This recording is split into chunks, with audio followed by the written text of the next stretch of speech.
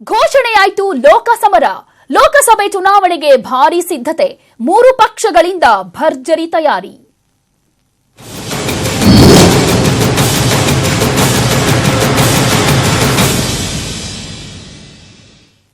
ಕಾಂಗ್ರೆಸ್ ಹಾಲಿ ಸಂಸದರಿಗೆ ticket fix ಆದಂತೆ ಕಾಣಿಸ್ತಾ ಇದೆ. ಟಿಕೆಟ್ ನಿರಾಕರಿಸದಂತೆ ಸಿದ್ದರಾಮಯ್ಯ ಬ್ಯಾಟಿಂಗ್ ಅನ್ನ ಮಾಡಿದ್ದಾರೆ. ಜೆಡಿಎಸ್ ಕೇಳ್ತಾ ಇರುವಂತಹ ಎಲ್ಲಾ ಕ್ಷೇತ್ರವನ್ನ ಕೊಡೋದಕ್ಕೆ ಸಾಧ್ಯ ಇಲ್ಲ ಅನ್ನುವಂತ ನಿರ್ಧಾರಕ್ಕೂ ಕೂಡ ಬರಲಾಗಿದೆ. ಆಲ್ಮೋಸ್ಟ್ ಹಾಲಿ ಸಂಸದರಿಗೆ ಟಿಕೆಟ್ ಫಿಕ್ಸ್ ಆಗಿದೆ. ಜೆಡಿಎಸ್ ಕೇಳ್ತಾ ಇರುವಂತಹ ಎಲ್ಲಾ ಕ್ಷೇತ್ರಗಳಲ್ಲೂ ಕೂಡ ಟಿಕೆಟ್ ಕೊಡೋದಕ್ಕೆ ಸಾಧ್ಯ ಇಲ್ಲ ಅನ್ನುವಂತ ನಿರ್ಧಾರಕ್ಕೆ ಬರಲಾಗಿದೆ. ಹಾಗೆ ಕಾಂಗ್ರೆಸ್ ಪಕ್ಷ ಸಂಘಟನೆಯನ್ನ ಕೂಡ ನೋಡ್ಕೊಳ್ಬೇಕು ಅಂತ ಸ್ಕ್ರೀನಿಂಗ್ ಕಮಿಟಿ ಸಭೆಯಲ್ಲಿ ಸಿದ್ದರಾಮಯ್ಯನವರು ಖಡಕ್ ಆಗಿ ಮಾತನ್ನ ಆಡಿದ್ದಾರೆ. ಆಲ್ಮೋಸ್ಟ್ ಈಗಾಗಲೇ ಹಾಲಿ ಸಂಸದರಿಗೆ ಟಿಕೆಟ್ ಕೊಡುವಂತ ನಿರ್ಧಾರ ಆಗಿದೆ. ದೆಹಲಿಯಲ್ಲಿ ಸ್ಕ್ರೀನಿಂಗ್ ಕಮಿಟಿ ಸಭೆ ನಡೀತಾ ಇದೆ. ಕಾಂಗ್ರೆಸ್ ಸಂಸದರು ಇರುವಂತಹ ಕ್ಷೇತ್ರವನ್ನ ಜೆಡಿಎಸ್ ಕೇಳ್ತಾ ಇದೆ. ತುಮಕೂರು, ಚಿಕ್ಕಬಳ್ಳಾಪುರ, ರಾಯಚೂರು ಕ್ಷೇತ್ರಗಳನ್ನ ಈಗ ಜೆಡಿಎಸ್ ಕೇಳ್ತಾ ಇದೆ. ಹೀಗಾಗಿ ಜೆಡಿಎಸ್ ಕೇಳ್ತಾ ಇರುವಂತಹ ಎಲ್ಲಾ ಕ್ಷೇತ್ರಗಳನ್ನ ಕೊಡೋದಕ್ಕೆ ಸಾಧ್ಯ ಇಲ್ಲ ಅಂತ ಖಡಕ್ ಮಾತನ್ನ ಹೇಳಿದ್ದಾರೆ ಮಾಜಿ ಸಿಎಂ ಸಿದ್ದರಾಮಯ್ಯ. ದೆಹಲಿಯಲ್ಲಿ ಸ್ಕ್ರೀನಿಂಗ್ ಕಮಿಟಿ ಸಭೆ ನಡೀತಾ ಇದೆ.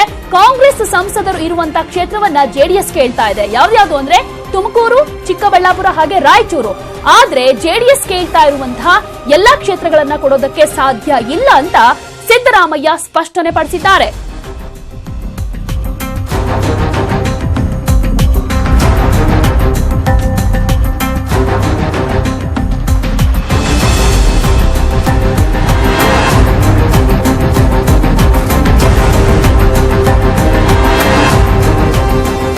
ಹಾಲಿ ಸಂಸದರಿಗೆ ಟಿಕೆಟ್ ಫಿಕ್ಸ್ ಆದಂತೆ ಕಾಣ್ತಾ ಇದೆ. ಯಾಕಂದ್ರೆ ದೆಹಲಿಯಲ್ಲಿ ಸ್ಕ್ರೀನಿಂಗ್ ಕಮಿಟಿ ಸಭೆ ನಡೀತಾ ಇದೆ. ಈ ಸಂದರ್ಭದಲ್ಲಿ ಸಿದ್ದರಾಮಯ್ಯನವರು ಬ್ಯಾಟಿಂಗ್ ಅನ್ನ ಮಾಡಿದ್ದಾರೆ. ಅದು ಕೂಡ ಹಾಲಿ ಸಂಸದರಿಗೆ ಟಿಕೆಟ್ ಕೊಡಬೇಕು ಅನ್ನುವಂತೆ.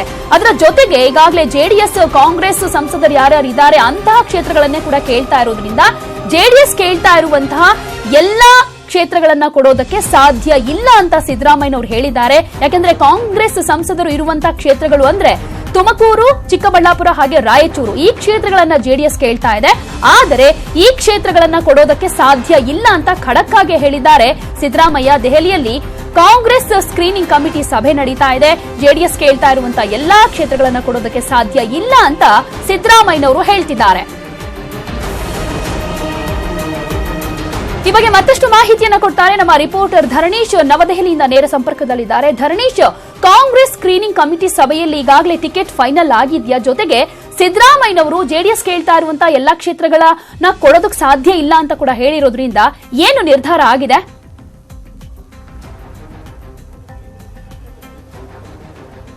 ಲೋಕಸಭಾ ಚುನಾವಣೆಗೆ ಕಾಂಗ್ರೆಸ್ ತನ್ನ ಉರಿಯಾಳುಗಳನ್ನ ಆಯ್ಕೆ ಮಾಡಲಿಕ್ಕೆ ಅಂತೇಳಿ ಇವತ್ತು ಸ್ಕ್ರೀನಿಂಗ್ ಕಮಿಟಿ ಸಭೆಯನ್ನ ಮಾಡ್ತಾ ಇದೆ.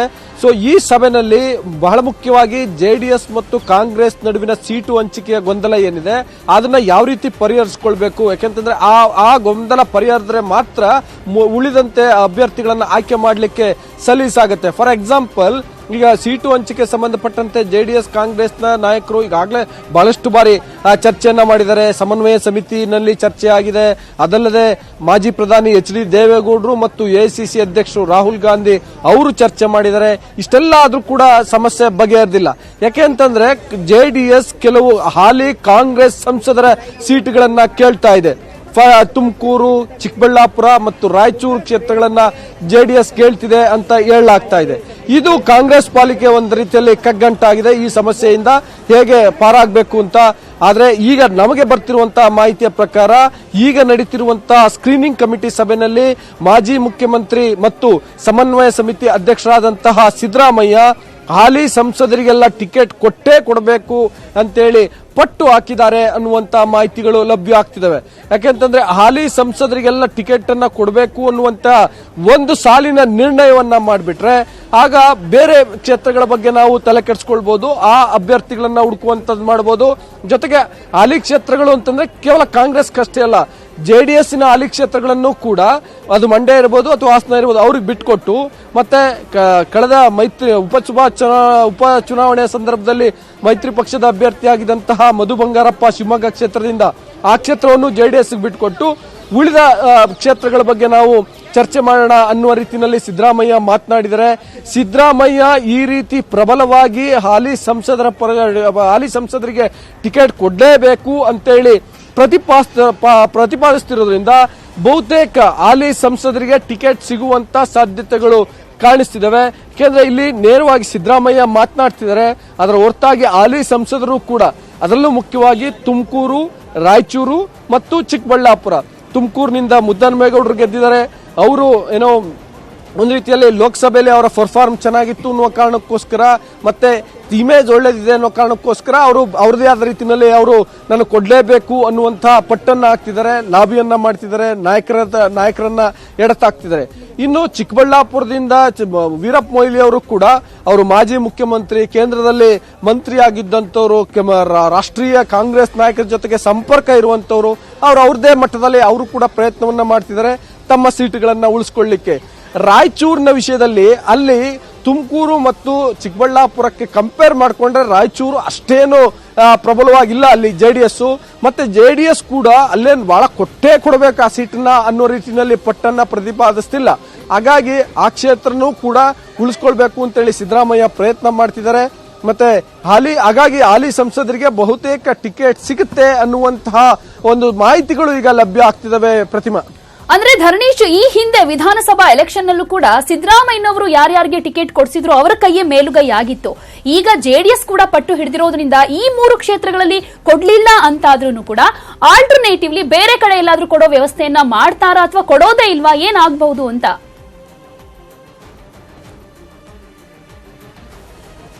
ಇಲ್ಲಿ ನಾನು ಒಂದು ವಿಷಯ ಅಷ್ಟೇ ಹೇಳಿದ್ದೆ ಇಲ್ಲಿವರೆಗೆ, ಏನಂತಂದ್ರೆ ಹಾಲಿ ಸಂಸದರ ಪರವಾಗಿ ಮಾಜಿ ಮುಖ್ಯಮಂತ್ರಿ ಸಿದ್ದರಾಮಯ್ಯ ಅವರಿಗೆ ಟಿಕೆಟ್ ಕೊಡ್ಲೇಬೇಕು ಅನ್ನುವಂತ ಪಟ್ಟನ್ನ ಹಾಕ್ತಿದ್ದಾರೆ ಅಂತ. ಅದರ ಜೊತೆಗೆ ಮತ್ತೊಂದು ಅಂಶವನ್ನು ಕೂಡ ಅವರು ಪ್ರತಿಪಾದಿಸ್ತಿದ್ದಾರೆ. ಜೆಡಿಎಸ್ ಕೇಳಿದಂತ ಎಲ್ಲ ಸೀಟುಗಳನ್ನ ನಾವು ಬಿಟ್ಕೊಡ್ಲಿಕ್ಕೆ ಸಾಧ್ಯ ಇಲ್ಲ, ಅದಕ್ಕೂ ಮುಖ್ಯವಾಗಿ ನಮ್ಮ ಪಕ್ಷದ ಸಂಘಟನೆಯನ್ನ ನಾವು ಗಮನದಲ್ಲಿ ಇಟ್ಕೊಂಡು ನಂತರದಲ್ಲಿ ಸೀಟು ಬಿಟ್ಕೊಡುವ ಬಗ್ಗೆ ಮಾತನಾಡಬೇಕು ಅಂತ. ಅಂದ್ರೆ ನಮ್ಮ ಪಕ್ಷದ ಸಂಘಟನೆಗೆ, ಅಂದ್ರೆ ಅಲ್ಲಿ ನಮ್ಮ ಪಕ್ಷದ ಬೇಸನ್ನ ಕಳ್ಕೊಳ್ತೀವಿ ಅನ್ನುವಂತ ಅಪಾಯ ಇದ್ರೆ ಈಗ ಸೋತ್ರೂ ಪರವಾಗಿಲ್ಲ, ನಾವೇ ಕಂಟೆಸ್ಟ್ ಮಾಡೋಣ ಅನ್ನುವ ನಿಟ್ಟಿನಲ್ಲಿ ಸಿದ್ದರಾಮಯ್ಯ ವಾದ ಮಾಡಿದ್ದಾರೆ. ಜೊತೆಗೆ ಹಾಲಿ ಕ್ಷೇತ್ರಗಳನ್ನ ಬಿಟ್ಕೊಟ್ರೆ ಸಹಜವಾಗಿ ಅಲ್ಲಿ ಪಕ್ಷದ ನೆಲೆ ಕುಸಿಯುತ್ತೆ. ಆ ಕಾರಣಕ್ಕೋಸ್ಕರ ಹಾಲಿ ಕ್ಷೇತ್ರಗಳನ್ನು ಯಾವ ಕಾರಣಕ್ಕೂ ಬಿಟ್ಕೊಡ್ಬಾರ್ದು, ಹಾಲಿ ಕ್ಷೇತ್ರಗಳನ್ನ ಬಿಟ್ಕೊಡ್ಬಾರ್ದು. ಜೊತೆಗೆ ಎಲ್ಲಿ ಪಕ್ಷ ಸದೃಢವಾಗಿದೆಯೋ ಅಲ್ಲಿ ಆ ಒಂದು ಪಕ್ಷದ ನೆಲೆಯನ್ನ ಉಳಿಸ್ಕೊಳ್ಳಿಕ್ಕೆ ಪ್ರಯತ್ನ ಮಾಡಬೇಕು ಅನ್ನುವಂತ ನಿಟ್ಟಿನಲ್ಲಿ ಸಿದ್ದರಾಮಯ್ಯ ಪ್ರತಿಪಾದಿಸಿದರೆ. ಈಗ ಸಿದ್ದರಾಮಯ್ಯ ಅವರ ಕೈ ಮೇಲುಗೈ ಆಗುತ್ತೋ ಇಲ್ವೋ ಅದಕ್ಕಿಂತ ಹೆಚ್ಚಾಗಿ ಅವರ ಲಾಜಿಕ್ ಇರೋದ್ರಿಂದ ಹೈಕಮಾಂಡ್ ಅಥವಾ ರಾಜ್ಯ ನಾಯಕರು ಅದಕ್ಕೆ ಮಣಿಯದೆ ವಿಧಿ ಇಲ್ಲ ಅಂತ ಹೇಳಲಾಗ್ತಿದೆ. ಪ್ರತಿಮಾ, ಧನ್ಯವಾದ ಧರಣೀಶ್ ತಮ್ಮೆಲ್ಲ ಮಾಹಿತಿಗಾಗಿ.